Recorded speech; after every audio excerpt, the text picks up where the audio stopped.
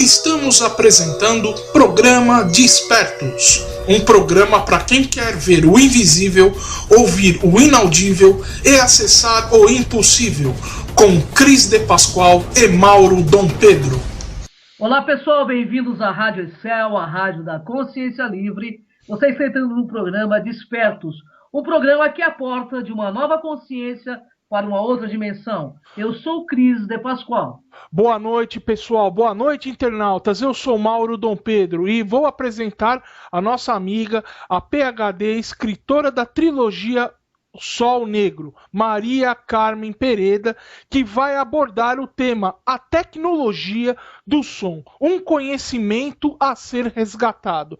Maria, seja bem-vinda novamente ao nosso programa Despertos. Boa noite. Boa noite a você, Mauro. Boa noite, Cris. É um Boa prazer noite, estar Maria. aqui Seja de muito novo. bem-vinda. Uma honra Muito enorme obrigada. estar contigo, viu? É muito bom estar aqui com vocês.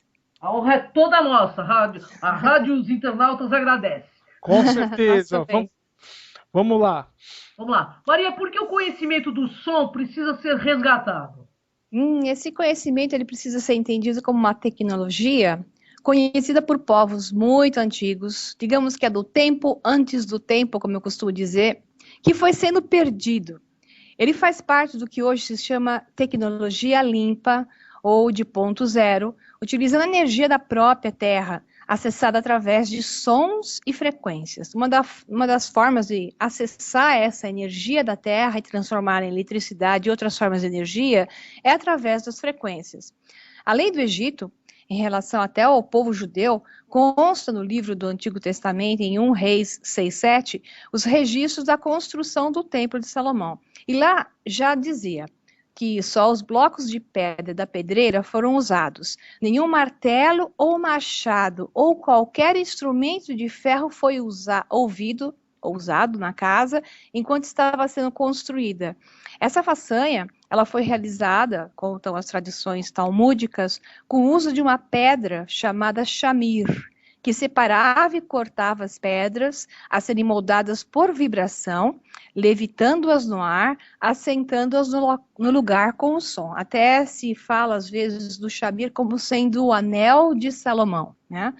Essa tecnologia se mostra coerente quando vemos sítios megalíticos, como as muralhas de Cusco, no Peru, que tem cortes tão precisos e junções entre as pedras, que você não entra nem um cartão de crédito entre elas. Acho que nem a água penetra naquelas muralhas, e aquelas rochas pesam toneladas, centenas de toneladas, e nada entra entre elas. Uma coisa que nem hoje a gente poderia fazer. Rochas com centenas de toneladas impossíveis de serem erguidas e cortadas com machadinhas e material de cobre ou bronze, que teoricamente se considera que elas pertenceriam à era do bronze, né, à antiguidade.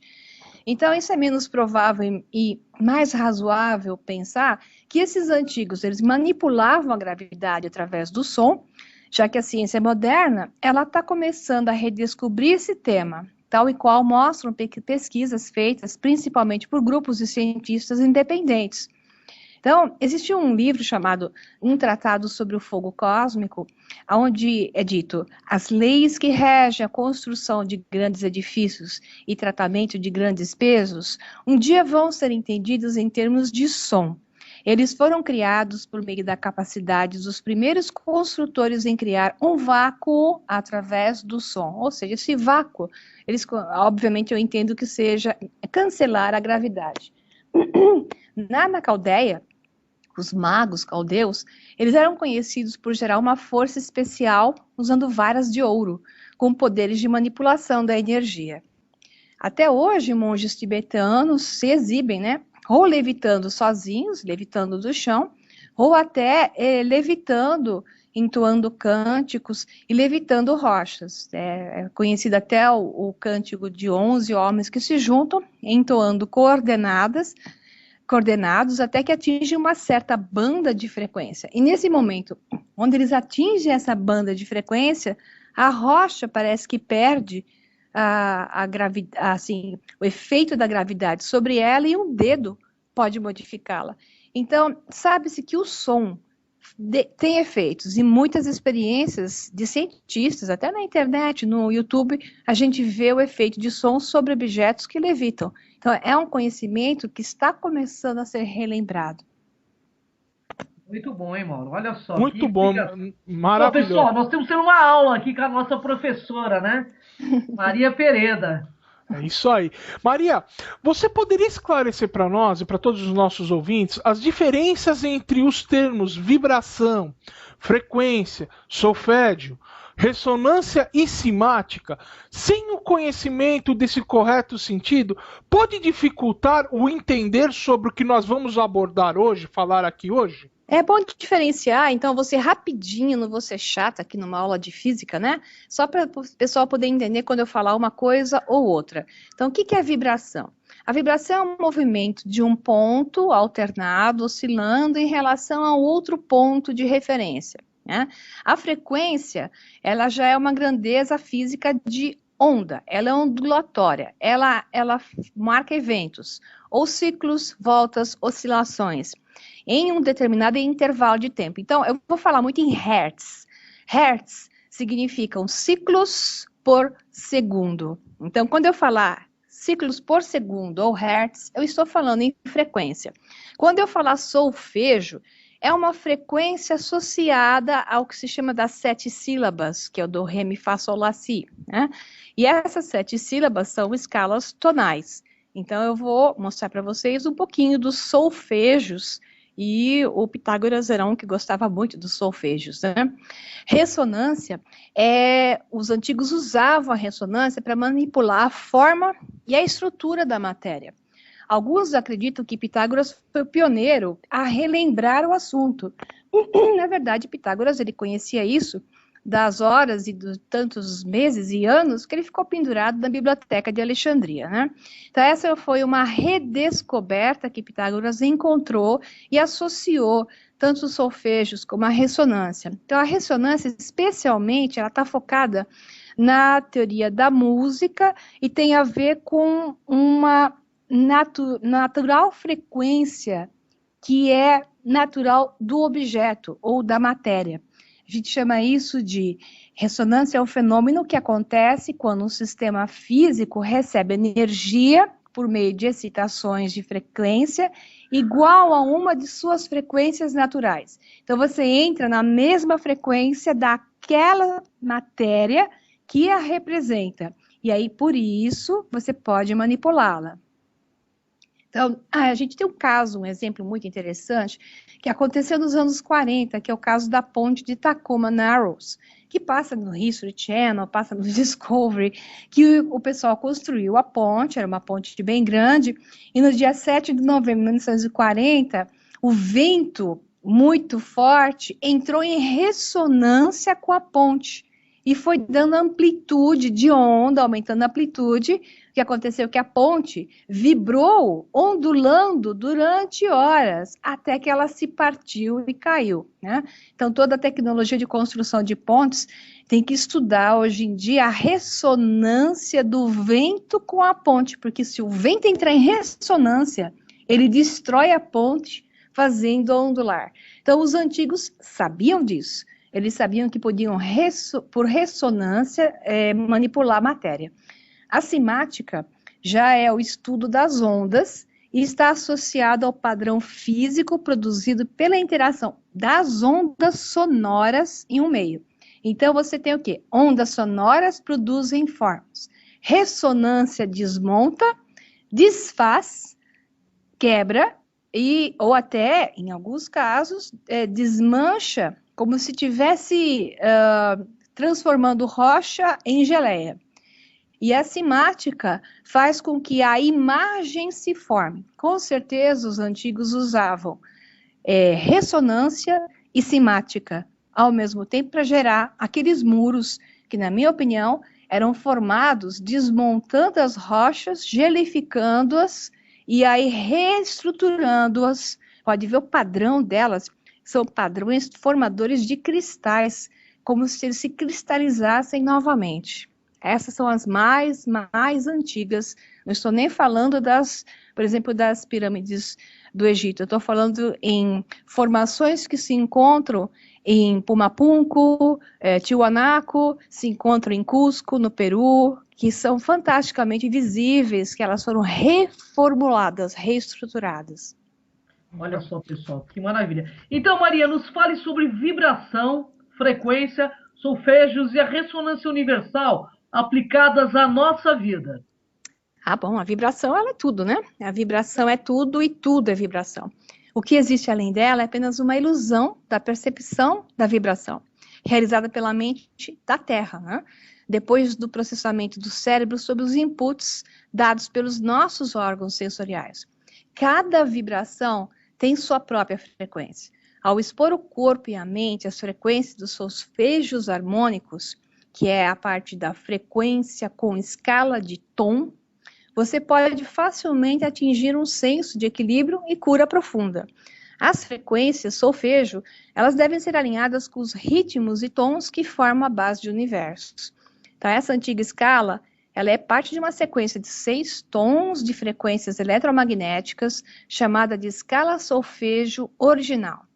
Essas frequências específicas, elas foram redescobertas. Eu escrevo sempre esse termo porque elas foram, sem dúvida nenhuma, redescobertas em 1974, durante uma experiência que o Dr. Joseph Pulel, ele ficou maravilhado e redescobriu essa escala de tom ligada ao ser humano. Sabemos por trabalhos que são publicados que essas frequências originais são consideradas eficazes para minimizar a dor emocional e facilitar a mudança, ajudar uma pessoa a se conectar com a mente divina, reparar o DNA, tornando mais expressiva para resolver situações de problema, aumentar a intuição, entre outros pontos. Através do som, esses tons podem ajudar canais de energia para se manterem abertos e manter a força vital, o Qi, fluindo livremente através do sistema de chakras. As sintonias de solfejo, ela é uma ferramenta poderosa para atingir esses níveis. Vou até dar um exemplo aqui, como ele é interessante o solfejo, como é bonito o som dele. Eu vou dar um exemplo da base do chakra, que são vários chakras, e o da base tem um som lindíssimo, que é um som bem parecido com o do sino tibetano. Esse aqui é 174 Hz. Vocês estão conseguindo ouvir direitinho? Perfeito, Maria. Agora eu vou dar um toque do 528 Hz, que é o da frequência do DNA. Então, ele ativa o DNA para maiores comunicações e maiores conexões. Eu gosto muito desse. É um som lindo. Nossa, lindo demais. Esse entrou na alma, viu? Agora eu vou dar o que mexe com a glândula pineal, que é 741 Hz, em Sol. Olha como ele vai aumentando a frequência, vai diminuindo a banda, né? E vai sendo cada vez mais fino o som dele. Perfeito. Olha, agora o último aqui é 852 Hz lá. Olha que lindo. Fantástico, esse daqui atua no chakra da coroa. Sim. Então, essa sequência que eu dei foi aumentar a conexão da pessoa com a espiritualidade. Foi uma sequência de trazer de baixo para cima, ativando o DNA.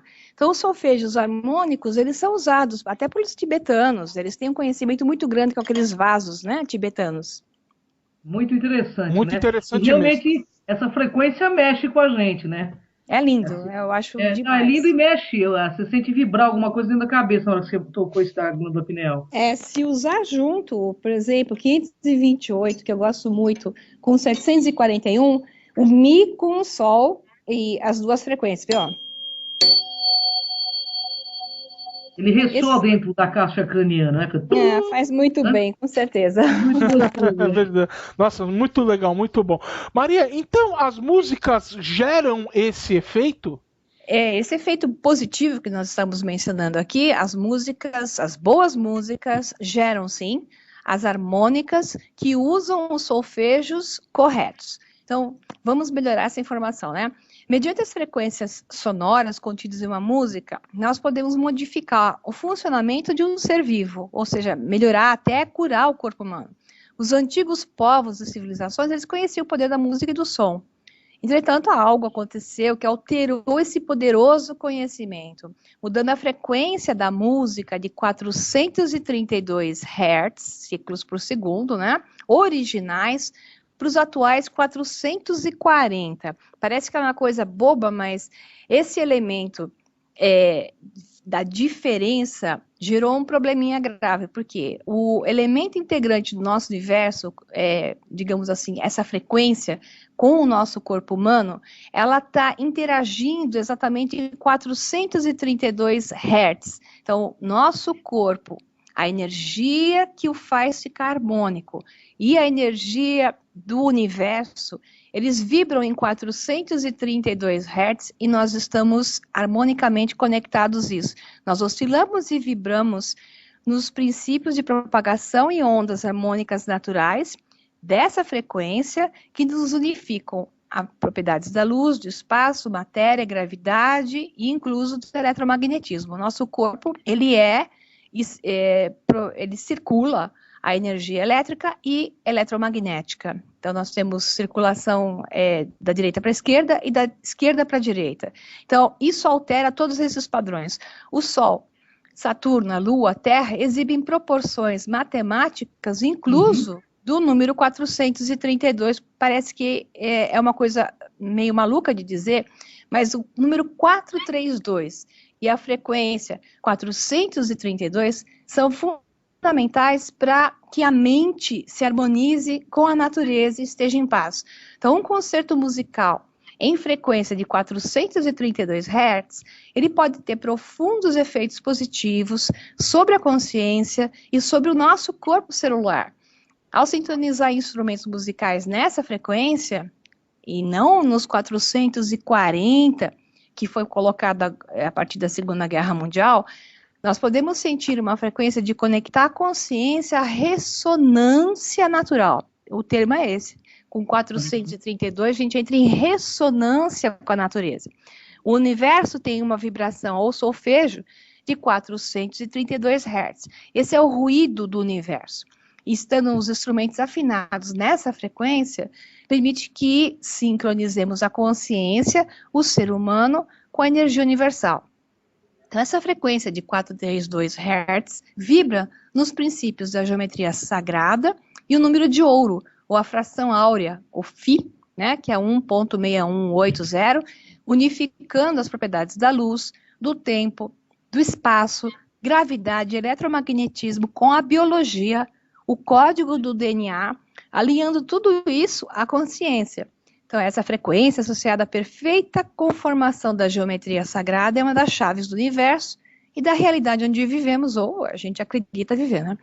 Desde o século XIX, vários movimentos musicais, eles estão ligados na história, onde demonstram uma tendência na alteração desse solfejo, tendo se solidificado durante e logo após a Segunda Grande Guerra. Então, isso foi feito mais ou menos em 1939. O solfejo Lá, 440 Hz, tornou-se oficialmente a frequência de ajuste para todos os instrumentos musicais em todo o mundo.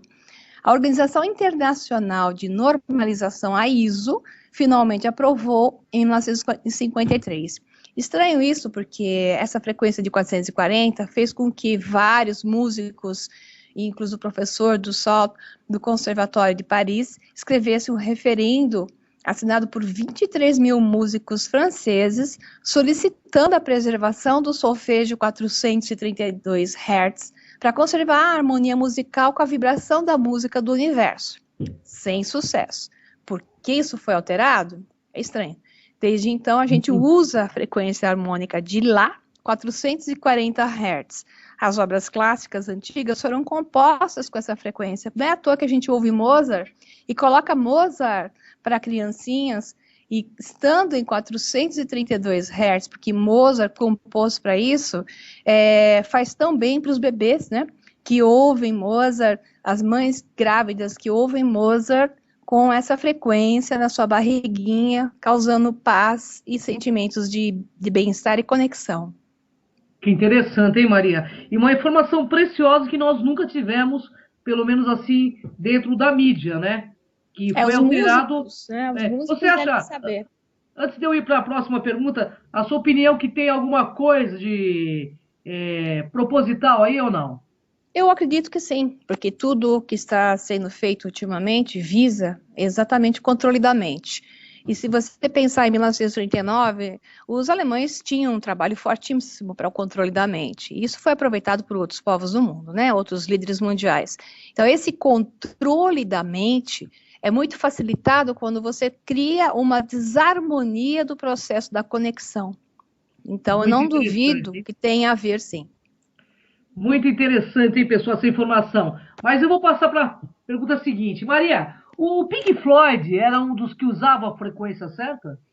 Esse era um dos bons, né? Era um Existem dos bons, da minha músicos. época, hein, Maria? Acho que ainda não morreu não, tá vivo, né? Existem músicos que buscaram voltar a essa frequência original e eles tinham um foco maior, né? Um outro foco que era realmente espalhar energia, espalhar uma sensação de conexão. O Pink Floyd era um deles. Durante os concertos ao vivo, a música dele era capaz de mover grandes quantidades de energia e produzir uma expansão do potencial de desenvolvimento interno em cada um de nós, incluindo nossos talentos naturais. É fantástico assistir um concerto do Pink Floyd, e mesmo em vídeo, a gente sente esses benefícios dessa energia harmônica gerada. Você vê o comportamento do público no concerto do Pink Floyd. É uma coisa, assim, incrível, positiva, extremamente positiva. Olha, que bacana, hein? Ó, fica a dica aí, hein, pessoal. Verdade. Pink Floyd é muito bom. Eu, particularmente, sou muito fã dessa banda, né? Também. Principalmente quem assiste aquele show ao vivo Pulse. Nossa Senhora, meu Deus. É verdade. É fantástico. Maria, as propriedades sônicas das rochas fazem parte de um conhecimento perdido? Sem dúvida, que pena, né? A gente tem assim, o conhecimento ele é adquirido em ciclos em que a humanidade se expande em conhecimento e ele é perdido quando a humanidade volta na parte da regressão, que é um ciclo de evoluir e involuir. Então, esse conhecimento das propriedades sônicas das rochas, ele faz parte dessa involução, ele se perdeu e agora estamos evoluindo novamente, a Era do Ouro se aproxima. Então, eu costumo dizer que ele era conhecido no tempo antes dos tempos oficiais, né? Repetiu isso sempre, pois a história do homem civilizado, ele oficialmente conta aquela historinha de 5.000 antes de Cristo, né? Estamos falando de uma história que é muito, muito anterior a isso, seguindo uma era em que houveram várias raças na Terra que eram extremamente evoluídas. Mas o que acontece hoje em dia? Os arqueólogos descobriram propriedades sônicas nas rochas, incluso de Stonehenge. Eles estão começando a, digamos assim, iniciar um processo de redescoberta. De acordo com especialistas do Royal College of Art de Londres, algumas das pedras soam como sinos, tambores e gongos. Essas pedras azuis de Stonehenge, elas têm vibrações especiais mesmo, elas são chamadas de pedras sônicas. Podem ter sido especificamente escolhidas por causa dessa energia acústica que elas produzem, o que significa que elas podem fazer uma variedade de ruídos que variam de metal até som de madeira e uma série de notas. Isso sem saber acioná-las corretamente, né? Então existiam rochas locais abundantes que poderiam ter composto Stonehenge, mas os arenites do país de Gales foram considerados especiais pelas suas capacidades sônicas, essas pedras azuis, né? Razão pela qual as pedras foram transportadas de um local tão distante, não teria lógica, né? Para colocar ali numa região que é considerada um vórtice da Terra, um dos chakras da Terra. Os mesmos efeitos foram comprovados na África do Sul pelo fantástico pesquisador Michael Tellinger, que eu aconselho que pesquisem a respeito desse homem, que ele é espetacular, o maior especialista sobre os efeitos sônicos encontrados em rochas de arenitos da atualidade, com formatos parecidos com guitarras.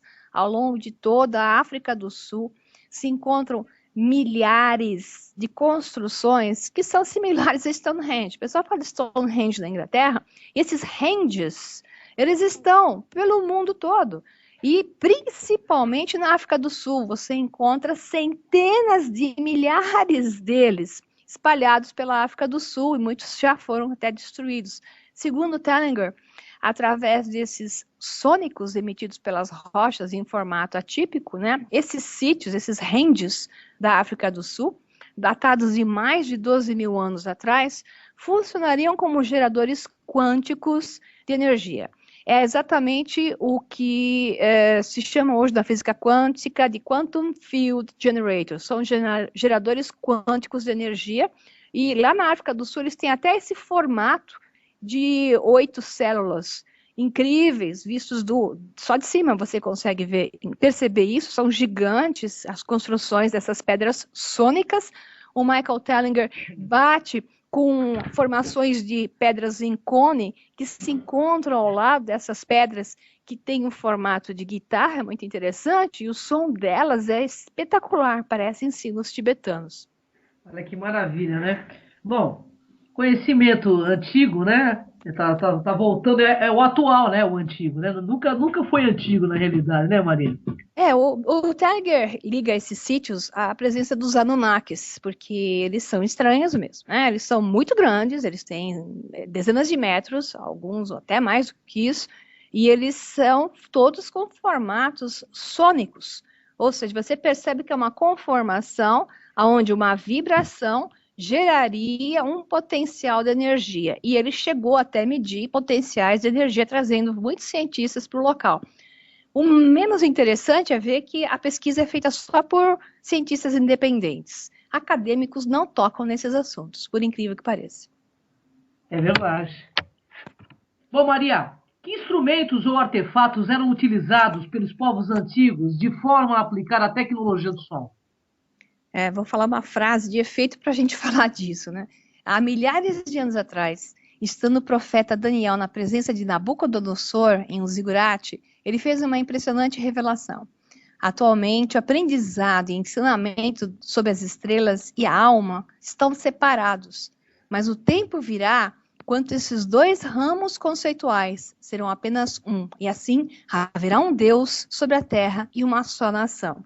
A questão é, olha a frase dele, se nessa época bíblica, né, do Antigo Testamento, já consideravam perdida essa tecnologia que juntava o esotérico à ciência, o que dizer de hoje em dia, né? Que é mais perdida ainda, mais difícil.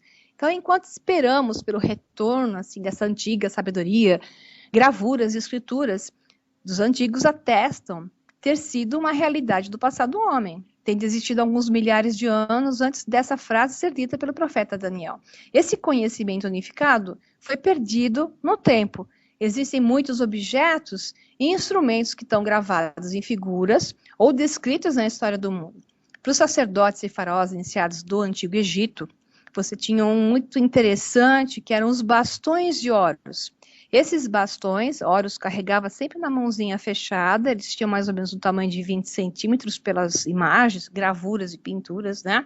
São cilindros que aparentavam ser ou metálicos ou de pedras, possivelmente cristal de safira, essa é a minha opinião, pela descrição similar até que veio posteriormente dos judeus da Shetiá, da pedra safira. Eu acho que isso foi trazido do Egito, de um conhecimento egípcio do cristal de safira, que foram ferramentas que permitiram o iniciado, tanto o sacerdote como o próprio faraó, ultrapassar barreiras até da morte, não apenas no sentido figurado, né, uma projeção de mente. Os mestres iniciados que faziam uso desses bastões do deus Horus, do mesmo tipo que o deus Thoth, também tinha algumas imagens, mostram Thoth com um cajado duplo, né?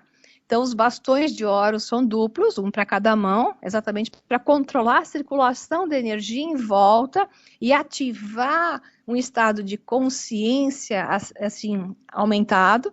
O bastão do deus Thoth seria a mesma coisa. Por outro lado, também condutor de energia eletromagnética, é similar ao que se fala da Shetiá dos judeus. Esse cajado ou esse bastão recebiam conhecimento e sabedoria através deles para se utilizar das habilidades e da capacidade humana. Então, através desses bastões, ele aumentava a conexão com o divino e a mente divina, onde tudo se sabe. Esses bastões equilibravam frequência harmônica do corpo com a Terra, frequentemente elevando para ondas gama, que ondas gama a gente fala em 40 Hz, aproximadamente, estimulando o sistema nervoso, imune, aumentando a energia, a harmonização energética, o que eles chamavam de Ba e Ka e Ak, que depois vieram os judeus falando em Kabbalah, mas saiu dos egípcios Ba-Ka-Ak, ou Ba-Ka-Lá, né, como falavam depois. Tal como Ba correspondia à alma, Ka se referia à força vital e Ak à força divina. Então, o equilíbrio da alma com a força vital, com a força divina, que depois foi transformado em Kabbalah, que é o Ba-Ka-Ak dos egípcios. Para o uso da expansão da consciência, eles faziam, ao segurar esses bastões, eles adentravam na câmara central das pirâmides, onde nessas construções eram preparadas para elas, dentro da fração áurea, dentro do número de ouro, né, daquele número Φ, eram emitidos harmônicos de 432 Hz. Ao segurar cada um desses bastões e estar submetido a esses harmônicos, e às vezes até dentro daquele sarcófago, daquela caixa que estava na câmara do rei, que não era para ter nenhuma múmia, e sim para ativação da conexão divina, novas realidades dimensionais ou paralelas eram acessados pelos sacerdotes ou pelo faraó.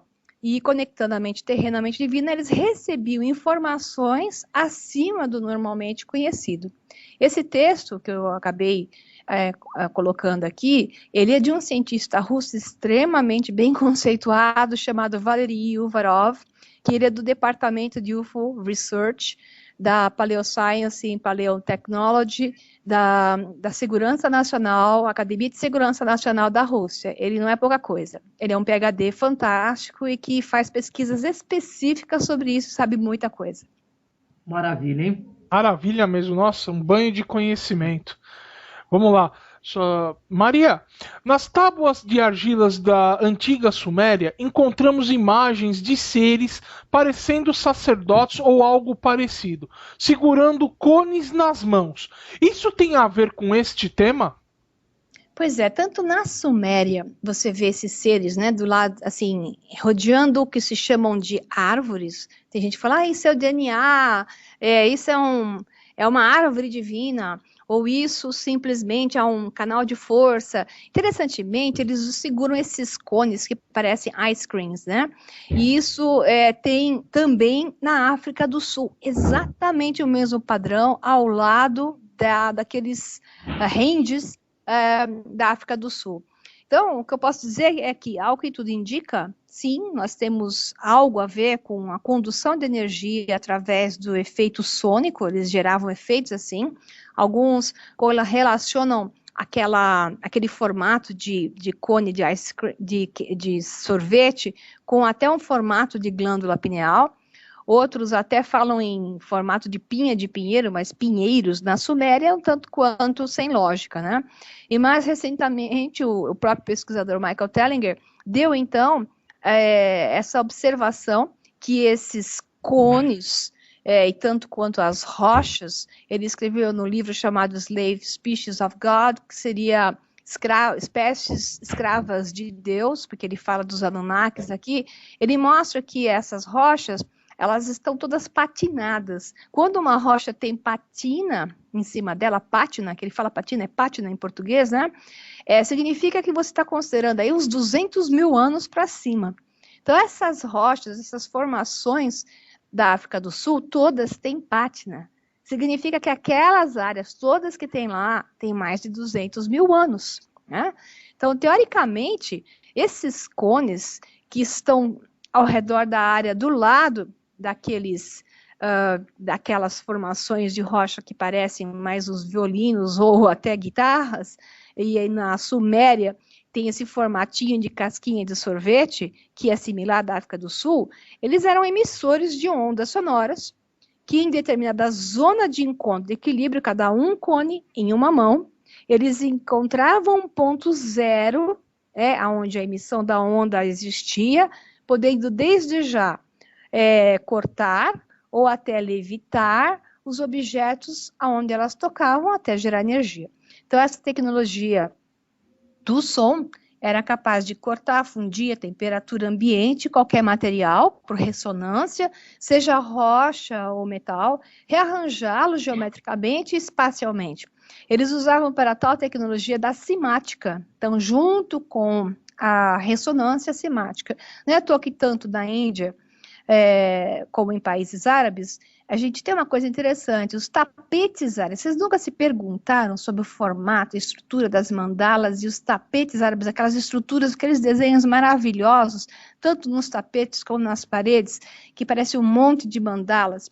Aquilo, hoje em dia, estudando a cimática, a linguagem do som e o desenho que ela forma por escala de frequências e tons, são exatamente os mesmos desenhos. Isso significa que aquele povo antigo conhecia a linguagem da frequência, do som e da forma. E ficou gravado na memória das pessoas que, mesmo perdendo a sua origem real, sua aplicação real, continuaram desenhando aquelas formas que eram exatamente criadas de acordo com a cimática. Então, tem até uma coisa interessante, uma história interessante, que na região da Flórida, nos Estados Unidos, isso saiu até no History Channel, tinha um homem chamado Edward Lidis-Kauning, um imigrante da Letônia, que ele construiu blocos de pedras, várias toneladas, eram pedras, eram rochas coralinas, moldadas em lindas figuras geométricas, que além de cortadas, foram suspensas por vários metros. Ele começou seu trabalho nos anos 20 e o terminou, a próxima morte, nos anos 50. Ninguém nunca viu esse homem construindo.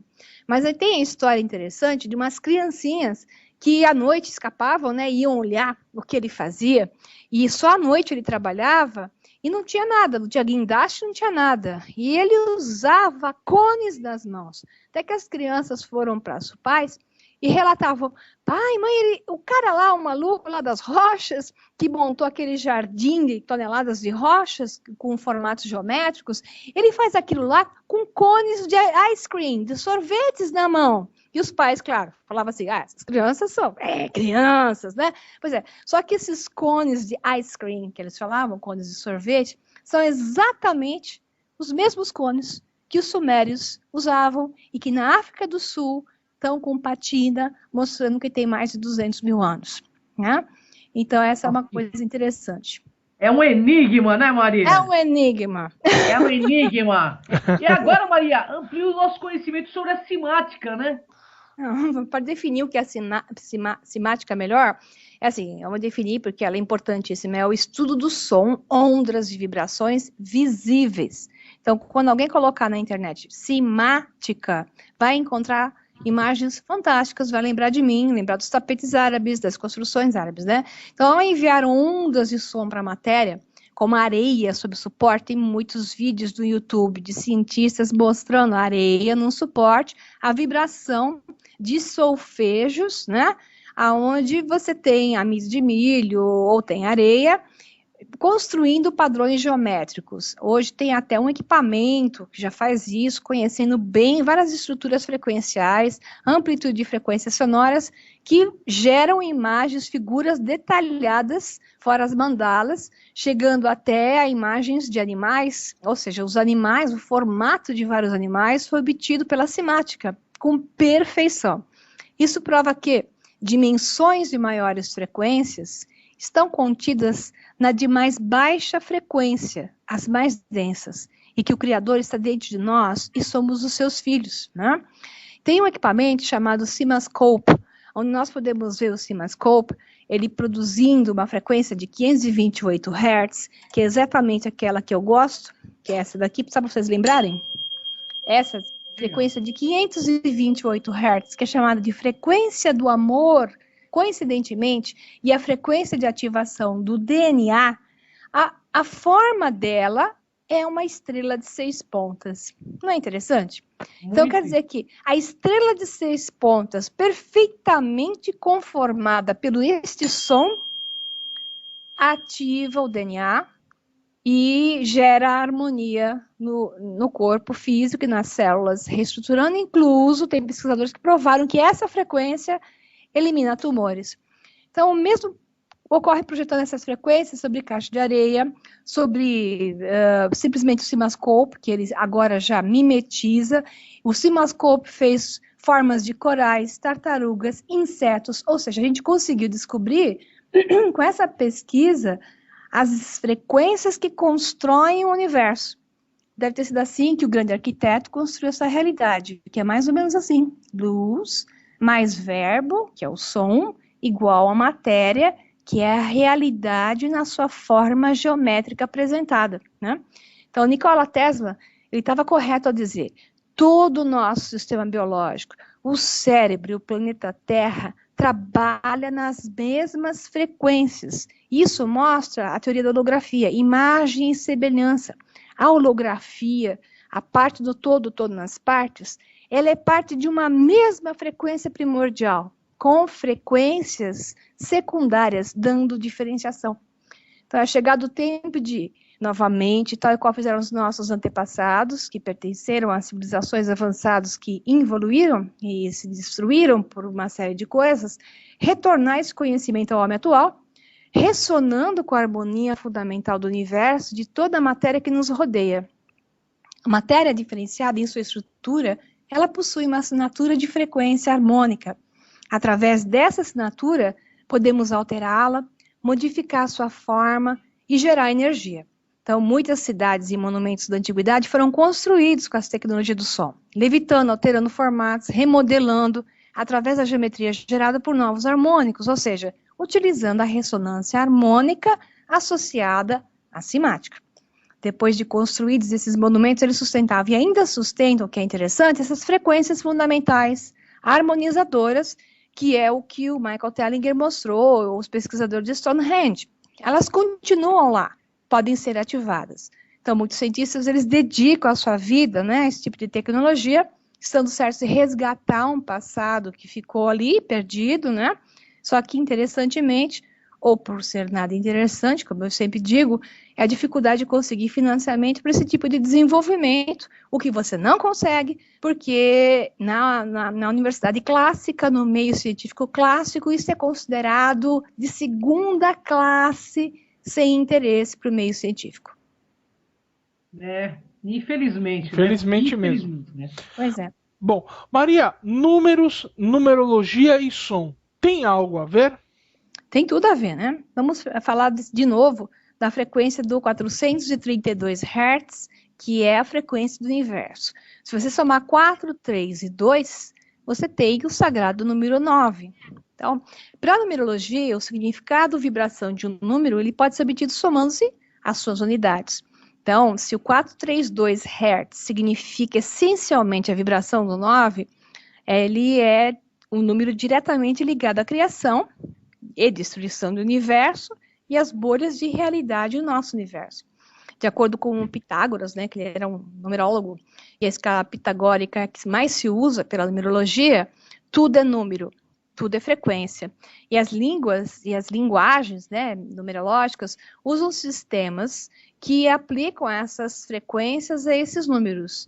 As antigas, principalmente, as construídas em base de geometria sagrada, inserida na linguagem onde o som da palavra carrega enorme poder e podem ser decodificados usando-se os números. Números são a raiz da linguagem da forma de letras, uma expressão matemática que pode ser escrita da forma com letras, né? E mensagens filosóficas que ficam inseridas nos livros que carregam certas mensagens. Muito interessante, hein?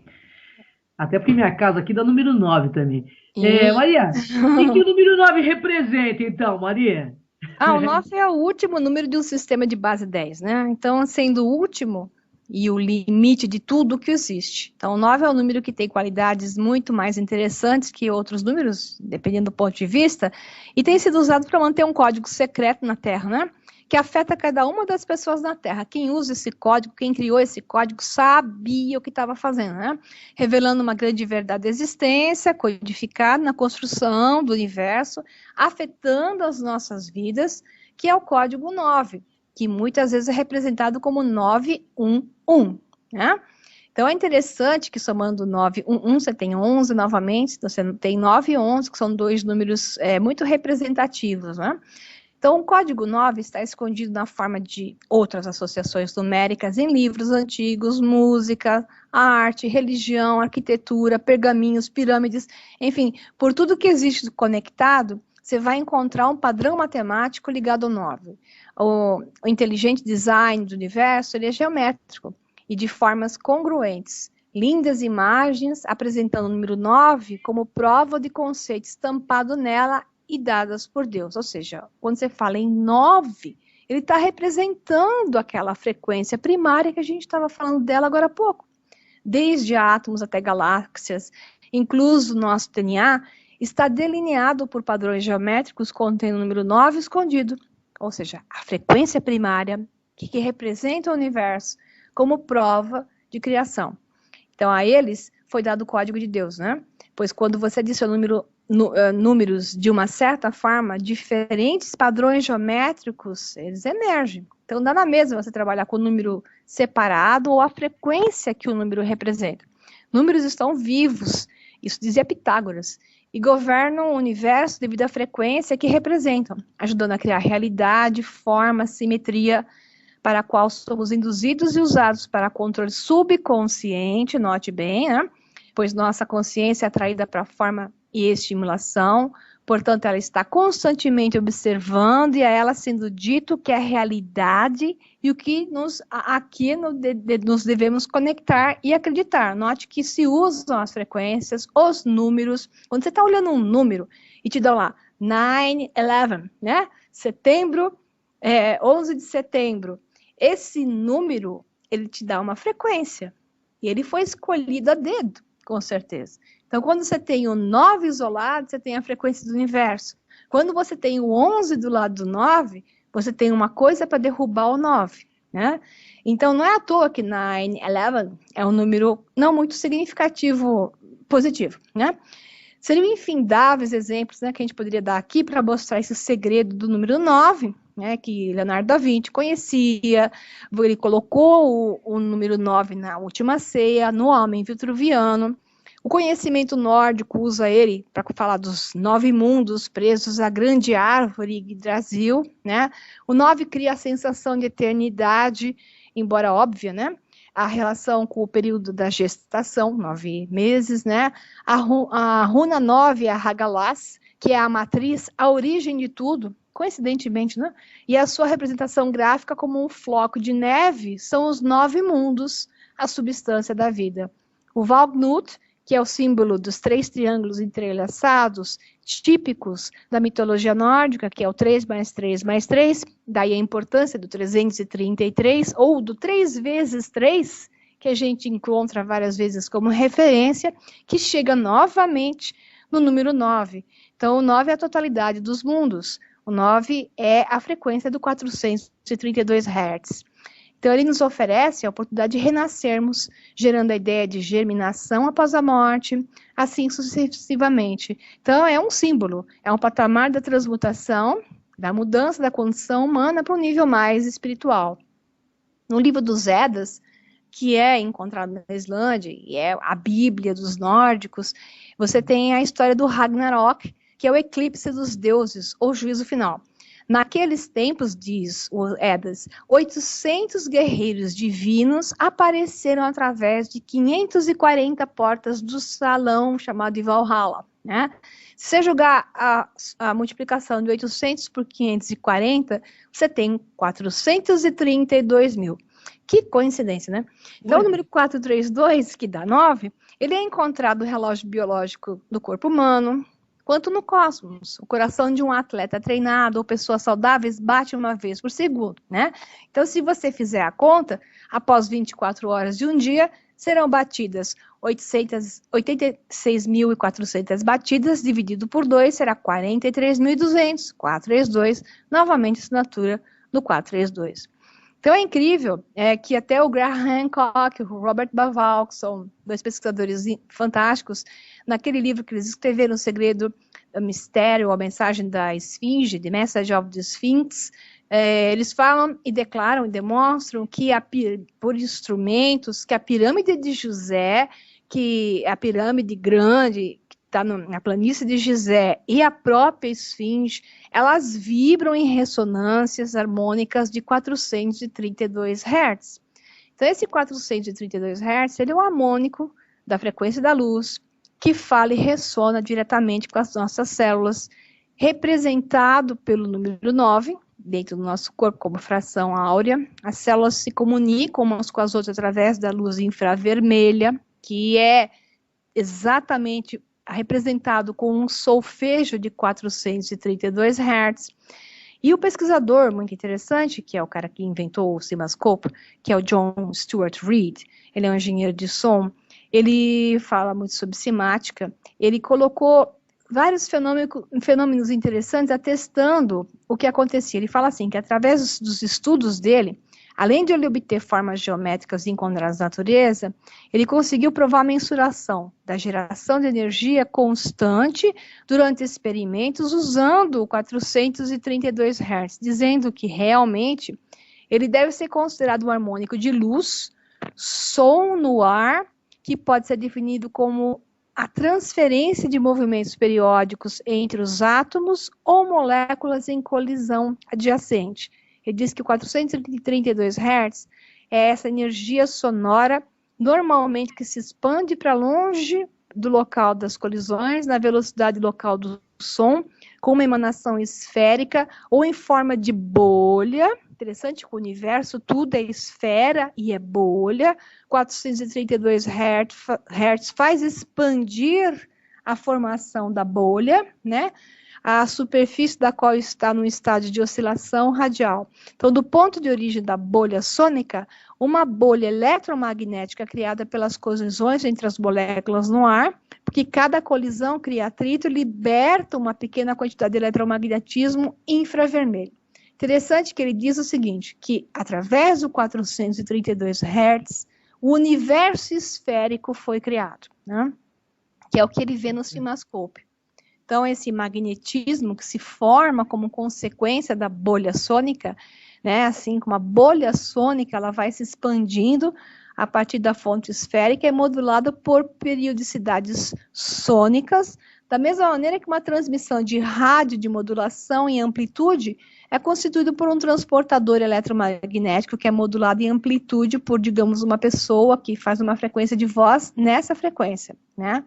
Então, é interessante é que o que a gente pode falar é que a nota harmônica do 432 Hz é, sem dúvida nenhuma, o construtor do universo, né, que a gente vive, o construtor dessa esfericidade onde vivemos, e é quem dá a harmonia do nosso corpo físico com a criação de novas realidades. Por isso, a representação do 432 como o número 9, do início e do fim.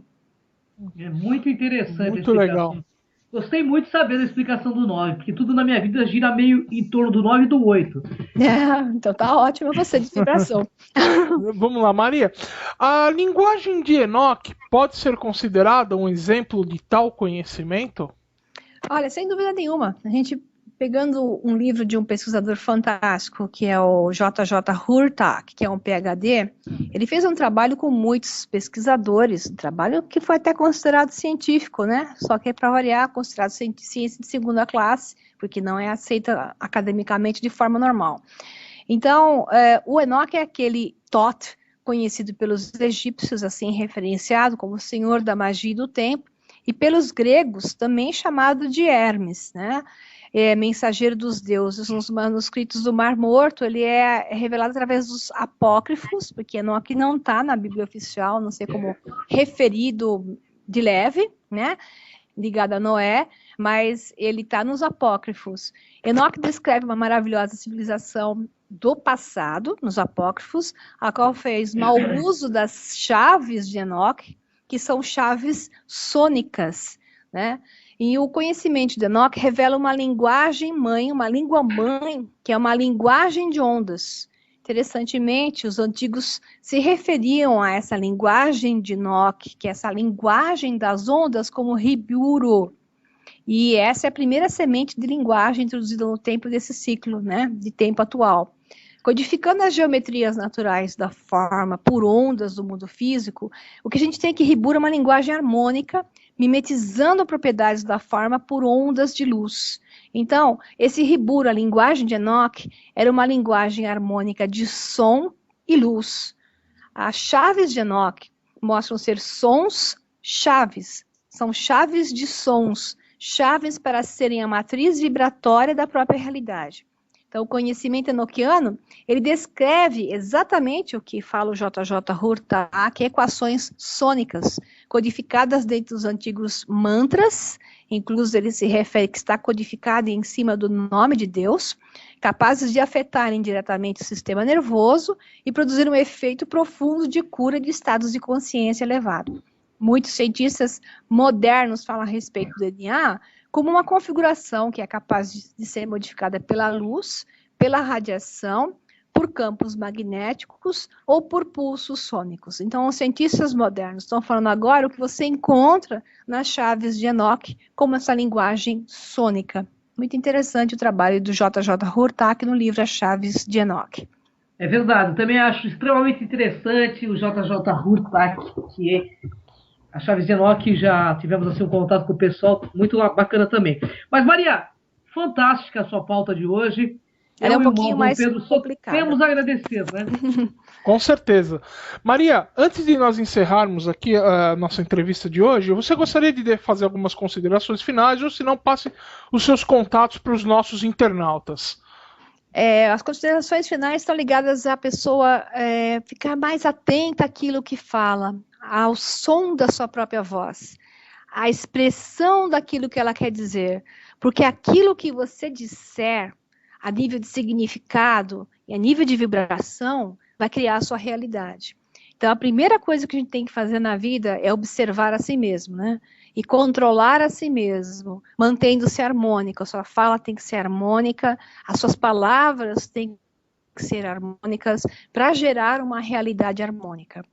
E o meu contato, pessoal que quiser conhecer meu trabalho, pode entrar na página do Facebook, onde está o meu trabalho dos meus livros, que é Facebook, O Sol Negro Livro, ou www.osolnegro.com.br. Bom, pessoal, infelizmente estamos encerrando este programa, agradecendo Maria C. Pereira, que já é remida aqui, né, do programa Despertos, né? E que nos honra muito toda semana, né, Mauro? Com certeza. Maria, então nós vamos ficando por aqui, tá? Cris, tchau, tchau. Até a próxima semana e até o próximo programa Despertos. Um abração, pessoal. Tudo de bom aí. Acabamos de apresentar Programa Despertos.